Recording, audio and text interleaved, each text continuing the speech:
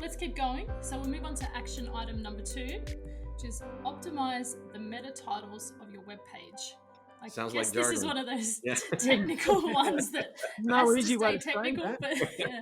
We're trying not to be jargon, but okay, so I'll try to explain what a meta title is. So on every website on the internet, there's a lot going on in the background that you don't see.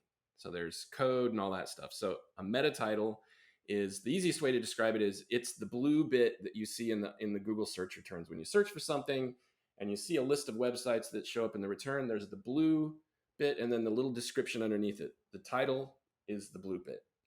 And you want to think every website has the ability to edit this, whatever you're using. WordPress makes it very easy. Some CMSs, content management systems, do not. But these are the most important parts of SEO. You want your titles and your descriptions and what we call an H1, which is your headings, to be very clear.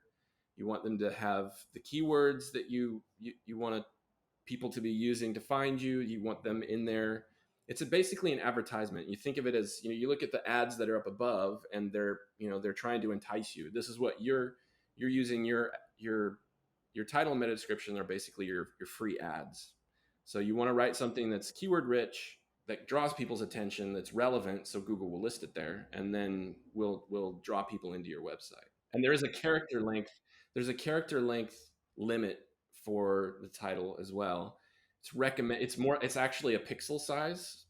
It's depending on, because Google is all about mobile now, so it's a hard one to get exactly right, but a lot of tools out there will show you you've gone too far or you don't have enough or whatever. And the meta description also has a character limit as well. So it's a little bit like writing for Twitter. You can only do so much, but you have to really get very creative sometimes to pack as much enticing and relevant information into the title and meta description as you can. But as I said, they're the most important factors for SEO. They're the number 1, 2, and 3: title, meta description, and H1.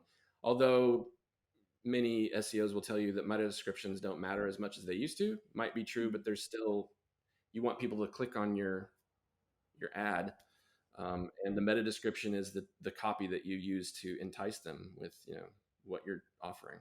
So, and the H1, these days I try to get my H1 to match really closely to my meta title as I can. So when people see the meta title, they go, okay, cool. And then they go to the website. And then what we were saying in the previous action item, they see it's exactly what they said it was going to be. It's the exact same thing as that title that I saw in Google. So.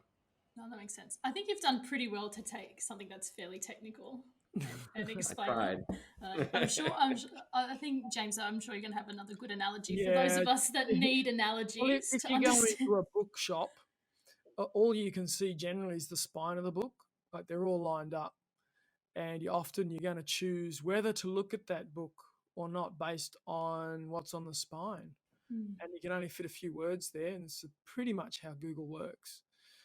If you then pick up that book and you open it, you might read the little introduction in the front sleeve. That's a bit like your meta description.